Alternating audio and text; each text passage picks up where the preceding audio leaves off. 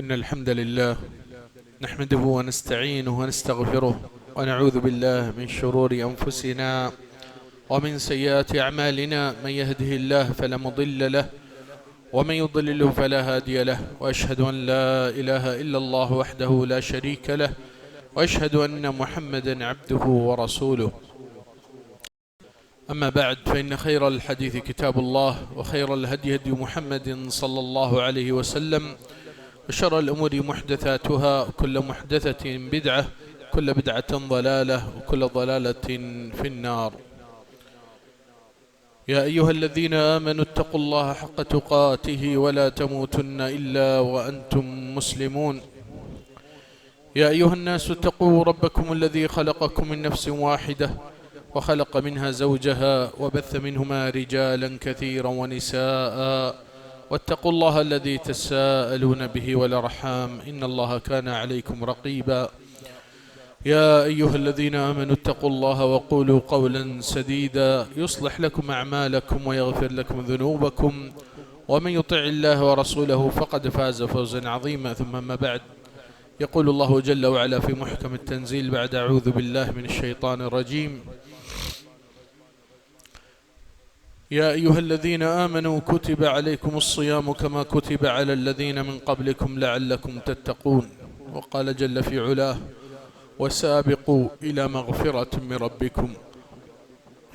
تمام تعریف، ساری حمد و ثنا، عظمت، کبریائی، بڑائی، مکمل عبادات صرف اور صرف اللہ رب العزت ذوالجلال واحد لا شریک کے لیے لائق و زیبا ہے، جو اس سارے جہاں کا حقیقی مالک اور خالق اور رازق اور مدبر اور حاکم بھی ہے، جس کے طرف سارے کائنات کی مدد کی پکار حق ہوتی، کیونکہ وہ ایک ہی اور اکیلا حقیقی مددگار، پالنہار، مشکل کشا اور حاجت روا اور نافع و ضار کے صفات کے حامل ہے، اور اس اللہ ذوالجلال کے علاوہ سب کے سب اسی کے مخلوق، اسی کے بندے، اسی کے مدد کے فقیر محتاج رہتے ہیں۔ رمضان کی شروعات میں اس آیت کو بار بار پڑھ کر سنایا گیا ہے: اے ایمان والو، تم پر روزہ فرض کیا گیا جیسا پچھلے امتوں پر فرض کیا گیا تھا۔ اور اس آیت میں واضح طور پر اللہ نے مقصد بیان کیا ہے کہ یہ روزوں سے آپ کو تقوی حاصل ہونا ہے، اور تقوی حاصل ہونے کے لیے ہی یہ روزے مقرر کیے گئے۔ آج بہت سے لوگ بے مقصد روزے رہتے ہیں، صرف ایک فارمیلٹی، ایک ماحول، ایک ٹائم ٹیبل، نیت کے اندر ضرور ایک چیز کو قائم کرنا، کیونکہ یہ مسئلہ بہت سے معاملے پہ منحصر ہوتا ہے۔ جیسا کہ رسول اللہ صلی اللہ علیہ وسلم فرمائے: کم من صائم لیس له من صیامه الا الجوع والعطش۔ کتنے ایسے روزدار ہیں جو ان کے روزے سے ان کو صرف بھوک اور پیاس نصیب ہوتی ہے، اجر اور نیکی ان کو حاصل ہی نہیں ہے۔ وَكَم مِّن قَائِمٍ، اور کتنے ایسے ہیں جو قیام اللیل، شام میں تہجد کی نمازی پڑھتے ہیں، وَلَيْسَ لَهُ مِن قِيَامِ إِلَّا السَّحَرُ وَالنَّصَبُ، اس کے قیام اللیل سے کچھ ملنے والا نہیں سوائے جاگنا اور تھکنا۔ اس کی خلل اور اس کی خرابی کہاں سے ہوئی؟ نیت کے دار و مدار سے، کیونکہ شروع رمضان سے آپ کو کہا گیا ہے: من صام رمضان ایمانا واحتسابا، جو کوئی رمضان کا ماہ روزے رہتا ہے اس نیت سے کہ یہ میرا ایمان عقیدہ ہے کہ میں اللہ کا بندہ ہوں اور اللہ نے مجھ پر حکم کیا اور میں اللہ کی بندگی کی زندگی گزارتا ہوں، وہ ہمارا مالک ہے، ہم اس کے غلام ہیں اور اس کی غلامی اور بندگی کی زندگی جیتے ہیں۔ تو اب تقوی ملا نہیں ملا، حاصل کر رہے نہیں کر رہے، یہ زیادہ مومن کو فکر ہوتی ہے، کیونکہ اللہ سبحانہ وتعالی پہلے سے کہہ چکا ہے کہ روزے سے آپ کو یہ لینا ہے۔ آج 10 کے ایگزام، بچوں کے ایگزامات جو فائنل ہوتے ہیں، ان کی عقل مندی اور سمجھداری بھی اتنی رہتی ہے کہ ایگزام ہال سے نکلتے ہی باہر اپنی کتاب، اپنی نوٹ کھول کر دیکھ لیتے ہیں تاکہ اندازہ لگائے اپنے رزلٹ کیا آنے والا ہے یہ سبجیکٹ میں۔ ہاں میں نے صحیح لکھا، یہ صحیح لکھا، یہ صحیح لکھا، الحمدللہ میں پاس ہو جاؤں گا، اس کو ایک امید آ جاتی ہے۔ دوسروں نے دیکھا نہیں بھائی اس میں ہم غلطی کر لیا، اللہ رحم کرے، اللہ بس مدد کرے. تو وہ لوگوں کو ایک فکر اور احساس رہتا ہے کہ ہم ایگزام دیے مگر ایگزام کا رزلٹ بھی ایکسپیکٹیشن کے قریب چاہتے ہیں دیکھنا. آج کتنے ہمارے روزدار ہیں جو رمضان کو پائے اور آج تک ان کو تقوی کی فکر ہی نہیں اور نہ تقوی کے بارے میں ان کی سوچ چل رہی ہے، جو اصل مقصد روزوں سے آپ کو اور ہم کو لینا چاہیے تھا. آپ بولیں گے بھائی تقوی ذرا سمجھائیے مولوی صاحب، تقوی ہم کو ذرا قریب معنی بتائیے. تو تقوی میں تعریف اس کی تو بہت سے ہے، مگر مختصر تعریف جو قرآن میں آپ جب بھی کھولتے ہیں پڑھتے ہیں، یا ایھا الذین آمنوا اتقوا اللہ، اے ایمان والو اللہ سے ڈرو، یہ ترجمہ آپ کو ملتا ہے. تو تقوی علی رضی اللہ عنہ فرماتے ہیں هو المخافۃ من الجلیل، اللہ جلیل سے خوف رکھنا، والعمل بالتنزیل، اور جو کچھ قرآن اور سنت میں حکم نازل شدہ ہے اس پر عمل کرنا، والقناعۃ بالقلیل، جو کوئی میسر زندگی حال میں چل رہا ہے اس کی قناعت رکھنا، حرص ہوس میں نہیں جانا، والاستعداد لیوم الرحیل، لوٹنے کے دن کی تیاری کا توشہ سامان تیار رکھنا. عمر فاروق رضی اللہ عنہ ان کے وقت میں جو قاضی تھے ان سے پوچھتے ہیں اخبرنی ما التقوی، ذرا تو آپ بتائیے تقوی کس کو کہتے ہیں؟ قال یا امیر المؤمنین اما سلکت طریقا ذا شوک، اے امیر مومنین آپ کو کبھی ایسا اتفاق نہیں ہوا کسی جنگل کے راستے سے گزرنا، کانٹیاں، جھاڑوں کے، ڈغالوں کے، زمین پہ؟ قال بلا، قال فما صنعت، عمر فاروق کہے کہ ہاں گزرنا ہوا تھا اس سے، کانٹیوں کے جنگل کے راستے سے. تو پوچھے کیا کرے آپ؟ قال شمرت واجتہدت، اپنے کپڑوں کو کس لیا اور دیکھ دیکھ کے چلتے رہا تاکہ وہ کانٹے نہ چبھ جائے.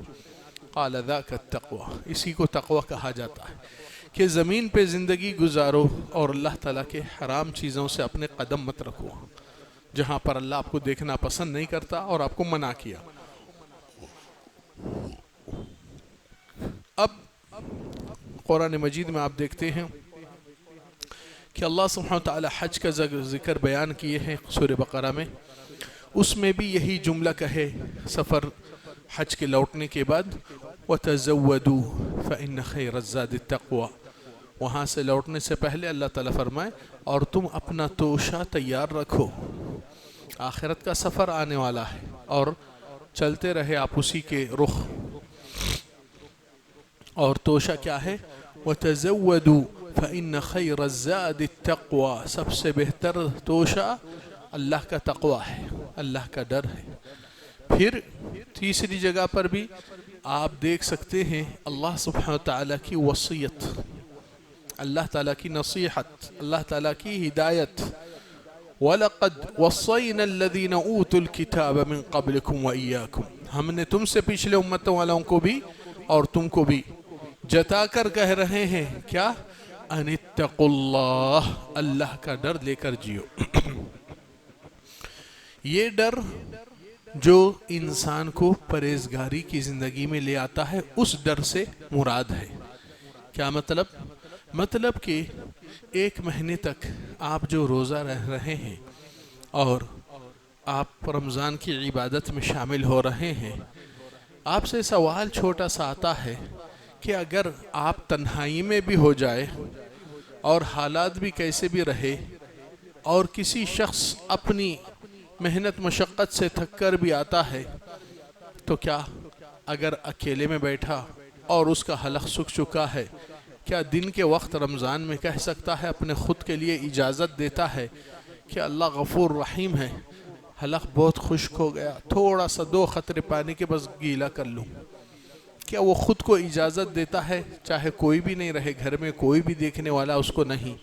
یا آپ اپنے آپ کو روک تھام کر کہیں گے نہیں بھائی اس سے روزہ ٹوٹ جاتا اور مجھے دیکھنے والا اللہ سبحانہ تعالیٰ ہے.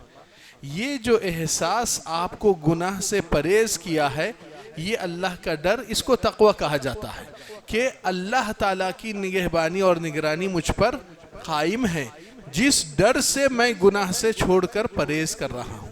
1 مہینے تک ٹریننگ دی گئی، 1 مہینے تک آپ کو سکھایا گیا کہ آپ یہ چیز سے پرہیز کرو اور اللہ سے ڈرو۔ جب اللہ کا ڈر اس طریقے سے دل میں میسر ہو جاتا ہے تو رمضان کے بعد بھی اللہ تعالیٰ دیکھتے ہی رہتا ہے آپ کو۔ اللہ تعالیٰ کی نگاہ سے، اللہ کے علم سے آپ اور ہم چھپنے والے نہیں، نہ کوئی چیز اس سے خفا اور چھپنے والی ہے۔ تو یہاں پر آپ کے اور ہماری زندگی میں یہ عمل کے اوپر زیادہ توجہ دے کہ ہمارے دل میں تقوی، اللہ کا ڈر، وہ ڈر جو گناہ سے پرہیز کراتا ہے۔ یہ زندگی مومن کی زندگی ہوتی ہے۔ نڈر لوگ جو اللہ کا بھی ڈر خوف ہٹا دیتے ہیں، یہ لوگ کامیاب نہیں ہو سکتے، کیونکہ تقوی سے محروم جاتے ہیں۔ یہ لوگ جو تکبر کرتے ہیں، حق سے زیادہ اپنے آپ کو اونچا سمجھتے ہیں کہ ہم کو سب معلوم، کسی کی بولنے کی ضرورت نہیں، یہ بھی اپنے آپ کو جہنم میں پہنچانے کے راستے کی طرف رخ کر رہے ہیں۔ کیونکہ نبی صلی اللہ علیہ وسلم حدیث میں ارشاد فرمائے، لا يدخل الجنہ من کان فی قلبہ مثقال ذرۃ من کبر، جنت میں ہرگز وہ شخص داخل نہیں ہو سکتا جس کے دل میں دانے برابر، رائی دانہ برابر اس کے دل میں گھمنڈ اور تکبر ہے۔ تو ایک صحابی نے پوچھا، اللہ کے نبی، انسان اچھے کپڑے، اچھی چپل، اچھی چیز پہننا چاہتا ہے، کیا یہ کبر میں داخل ہوتی ہے؟ قال لا، یہ وہ کبر نہیں ہے جو جہنم میں داخل کرتا ہے، مگر وہ کبر مگر اس تکبر وہ ہوتا ہے، ولیکن الکبر بطر الحق وغمط الناس، حق آیا تو قبول کرتے نہیں، ارے انہوں بول رہے ہیں، انہوں ہم کو سکھاتے، آج ہمارا بچہ ہم کو بولتا، یہ اپنے آپ کو حق سے اونچا سمجھتے ہیں، حق کو رد کرتے ہیں اور لوگوں کو احقر اور ادنا سمجھتے ہیں۔ کیا مطلب کہ میرے برابر کا کوئی آ کے مجھے بولا تو ہو سکتا سوچوں گا، چھوٹا بولنے سے یا غریب بولنے سے یا فلان بولنے سے ان کی بات کی میرے کو پرواہ ہی نہیں۔ آپ دیکھیے، اگر وہی بات اللہ رسول کی ہے تو ہم کو اور آپ کو قبول کرنا چاہیے، اس لیے نہیں کہ کہنے والا فلان ہے، اس لیے کہ اس فلان کی زبان سے کچھ یاد دہی مجھے پہنچی ہے۔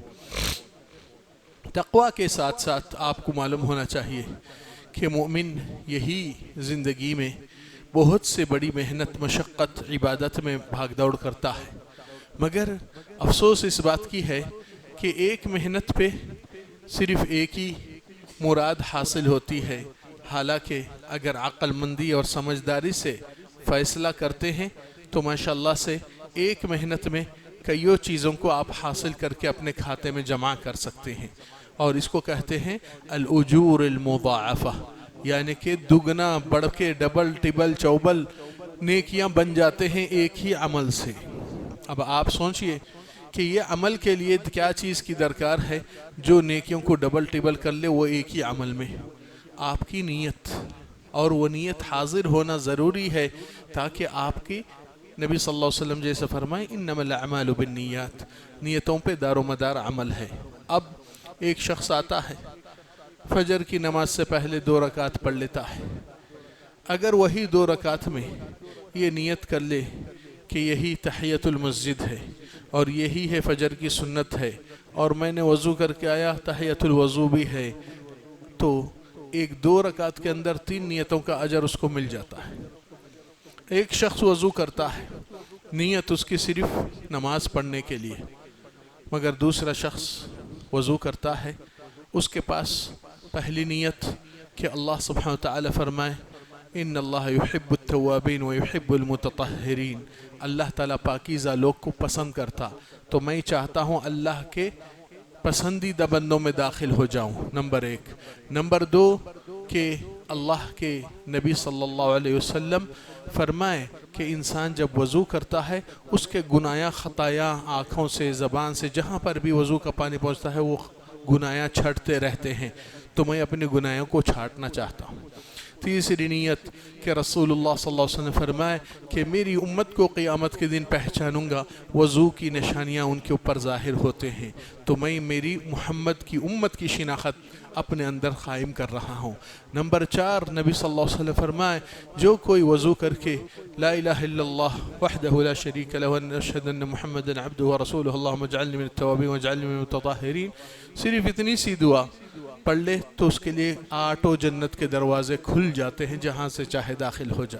5ویں نیت آپ کی جو نیت تھی نماز پڑھنے کے لیے، 6ویں نیت کہ وہ سوچتا ہے کہ رسول اللہ صلی اللہ علیہ وسلم ہم کو جیسا سکھائے وضو کرنے کا طریقہ اسی ترتیب سے چل کے نبی کی سنت کی اتباع کا اجر پالوں گا. ایک ہی عمل ہے، 6 نیتوں کا 6 اجر اس کو مل گیا. یہ صرف آپ کے لیے کتنی بڑی محنت ہے.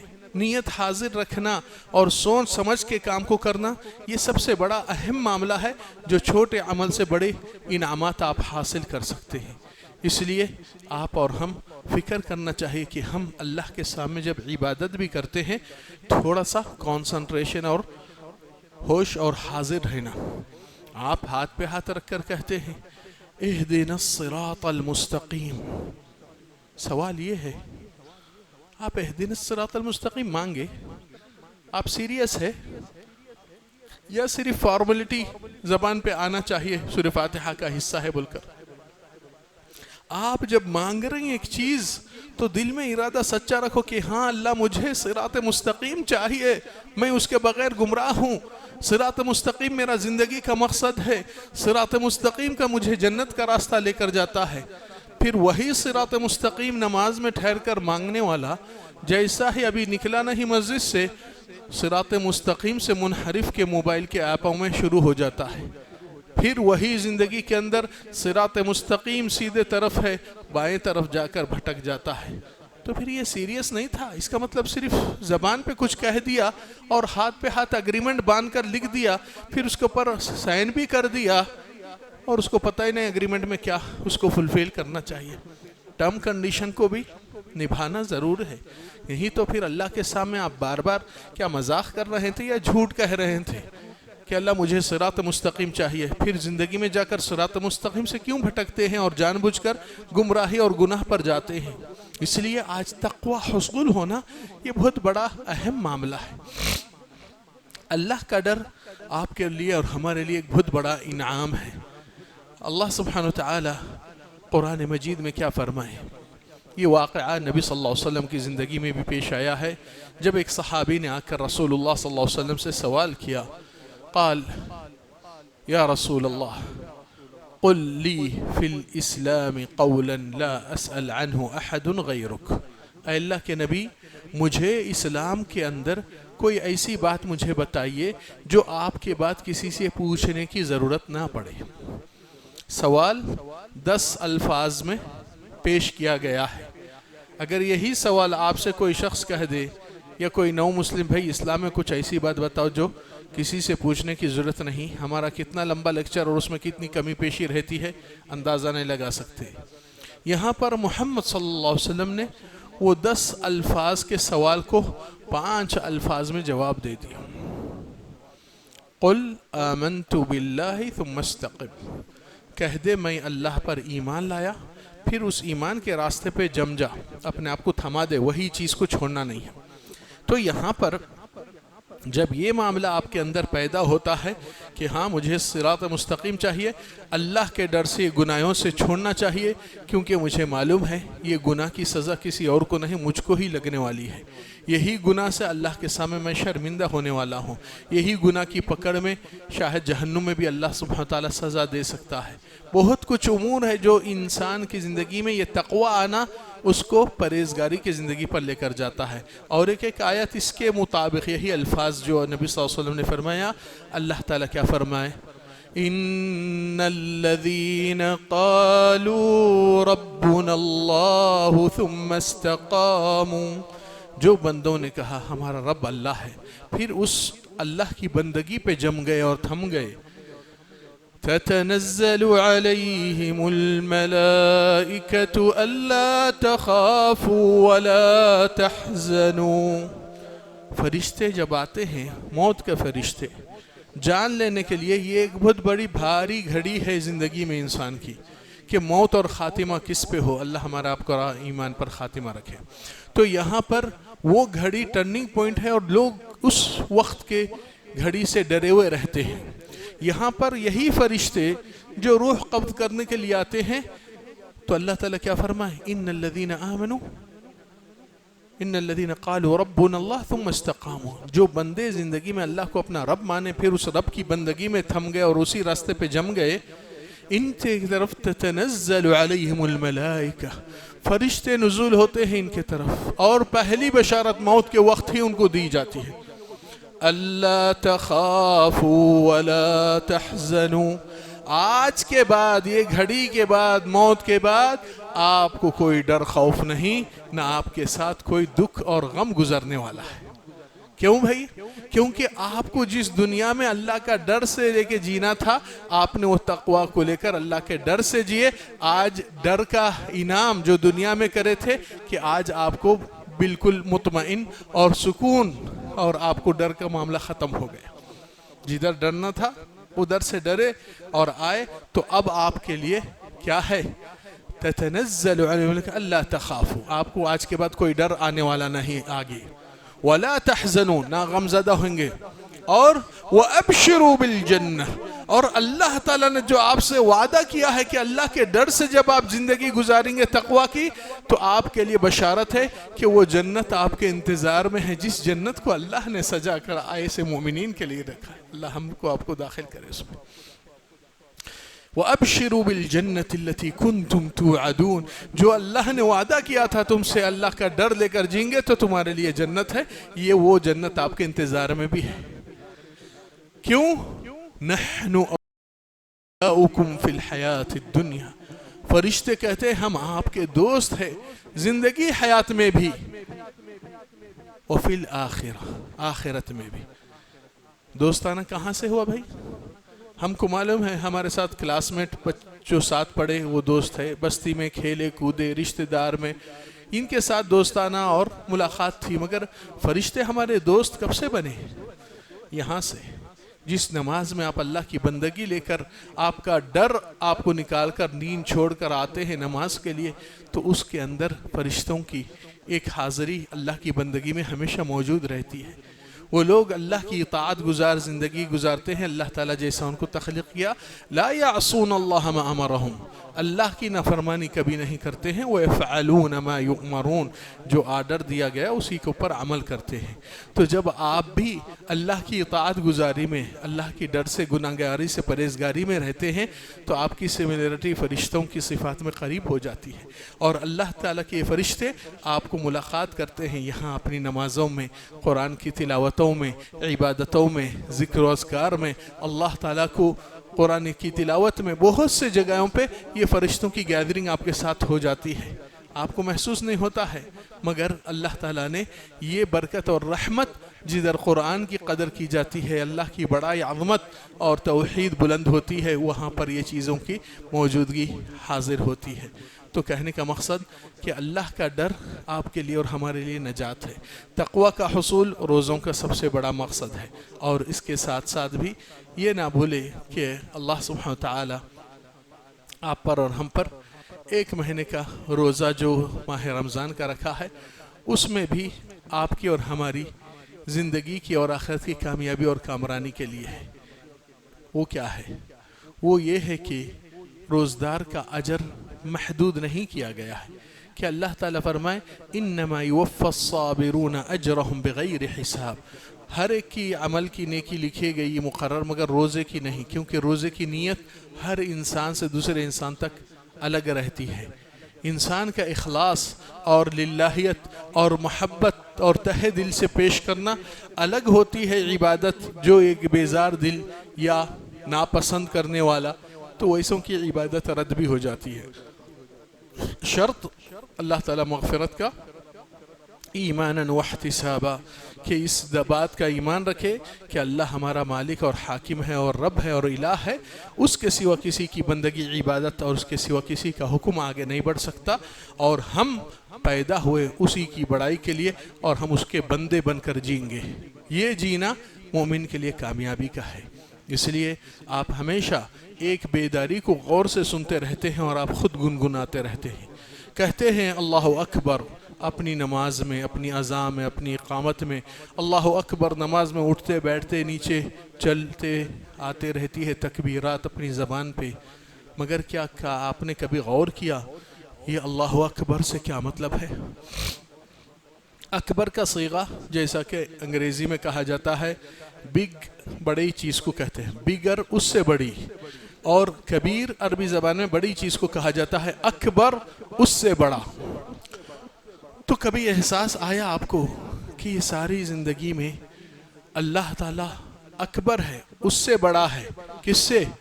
آپ کی مال و دولت سے بڑا ہے، آپ کے بیوی بچوں سے زیادہ بڑا ہے، آپ کے آرام اور خواہشات جو ناجائز ہے اور اس سارے چیزوں سے اس کی بڑائی کرنے کے لیے پیدا ہوئے آپ۔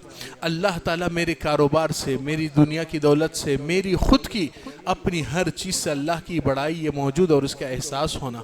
کیوں؟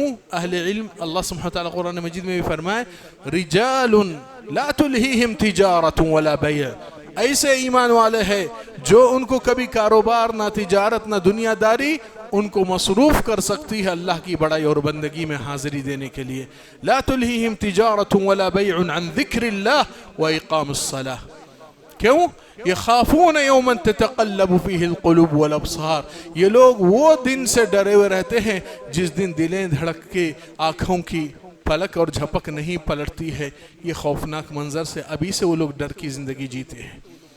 تو معاملہ آپ کے اور ہماری زندگی میں رمضان سے تقوی ملا یا نہیں ملا، یہ بہت ضروری ہے اس کا احساس کرنا اور اس چیز کو حاصل کرنا۔ پھر دوسری چیز بھی دیکھنا ہے کہ رمضان میں اللہ نے آپ کو عام دنوں میں جو حلال پاکیزہ چیز کھاتے تھے، صبح ناشتہ دوپہر، رمضان میں آپ کو برخاست کر دیا۔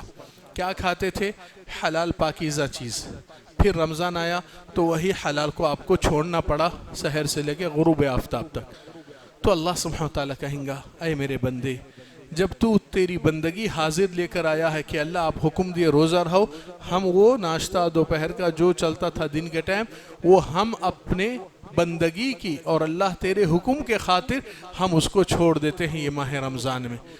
تو اللہ تعالیٰ آپ سے کہیں گا اے میرے بندے، جب تو 1 مہینے تک میری خاطر میری رضا میں تو حلال کو چھوڑنے کے لیے تیار ہے، تو زندگی بھر میری خاطر تو حرام چھوڑنے کے لیے تیار کیوں نہیں ہوا؟ یہ ایک بہت بڑا مقصد ہے۔ کیا چیز کو چھوڑنا سب سے اہم ہے؟ حلال کو چھوڑنا یا حرام کو چھوڑنا؟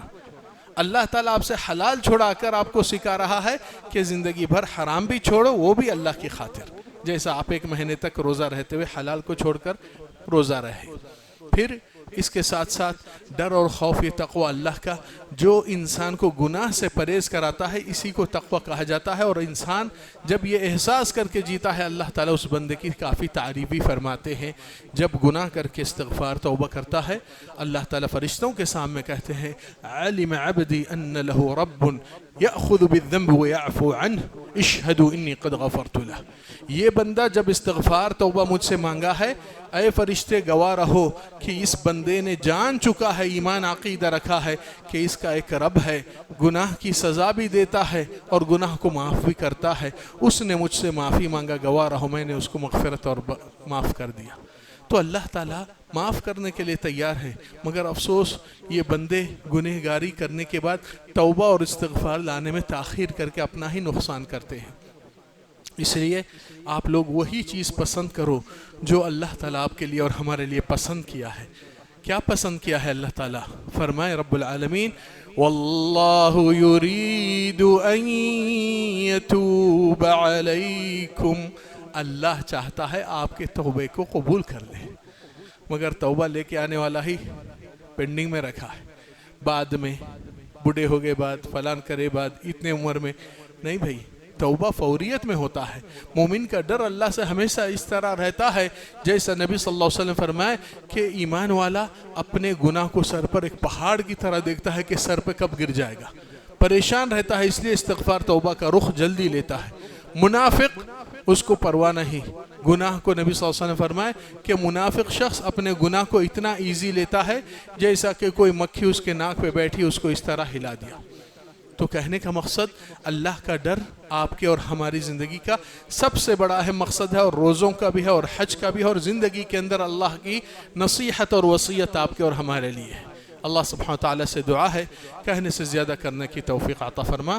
ایک بات یاد دلانا مناسب ہے، رسول اللہ صلی اللہ علیہ وسلم کی سنت ہے جب آخری عشرہ ہوتے ہیں داخل، کان اذا دخل العشر شد المئزر، نبی صلی اللہ علیہ وسلم آخری عشرہ جب رمضان کے داخل ہوتے ہیں تو کمر بستہ ہوتے ہیں۔ کمر بستہ کا مطلب کہ آپ اور ہم تھان کے رہنا کہ یہ رات ملنا ہی ملنا، اس کو چھوڑنا ہی نہیں ہے، یہ میرا کام، ایک چیلنج لے کے اپنے آپ کو اس چیز کی تیاری میں مستعد اور اپنی ایکسائٹڈ موڈ پہ اپنی اس راتوں کی اور شب قدر کو حاصل کر کے ہی رہوں گا، چاہے کچھ بھی ہو جائے، دنیا کدھر بھی چلا جائے، میرے کو کوئی پرواہ نہیں ہے کسی کی، اب اس کی پرواہ ہے۔ تو یہ چیز کی جستجو اس طریقے سے یہ نبی کی سنت تھے، شد المئزر وَأَيْقَظَ أَهْلَهُ، اپنے گھر والوں کو جگاتے تھے، وَأَحْيَا لَيْلَهُ، اور رات کو عبادت میں گزارتے تھے۔ عبادت میں مراد صرف نماز نہیں بلکہ نبی کی سنت اعتکاف بھی تھی، اور بعض لوگ صرف اعتکاف بیٹھتے ہیں مگر دوسری نبی کی سنت بھول جاتے ہیں۔ وہ کیا ہے کہ رسول اللہ صلی اللہ علیہ وسلم کی سنت کہ آپ حافظ قرآن تھے اور جبریل کے ساتھ قرآن ریوائز کرتے تھے مسجد میں۔ تو کتنے لوگ اعتکاف میں اپنے قرآن یاد کرتے ہوئے ریوائز کرتے ہیں، یہ نظر نہیں آتے ہیں لوگ، اطلاع ماشاءاللہ یاد دلانا پڑ رہا ہے۔ محمد صلی اللہ علیہ وسلم حافظ قرآن بنے 40 سال کے بعد، تو پھر ہم صرف بچوں کو حافظ بنانا کمال نہیں، آپ بھی بنیے، یہ نبی کی سنت ہے۔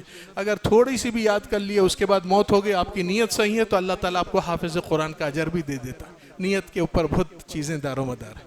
تو کہنے کا مقصد کہ اپنے گھر والوں کو جگاتے تھے اور بالکل عبادت میں نماز، قرآن کی تلاوت، قرآن کی روایت، استغفار، توبہ، بہت سی چیزیں جو ایمان والوں کے لیے بہت بڑا غنیمت کے موقع اللہ نے عطا فرمایا ہے۔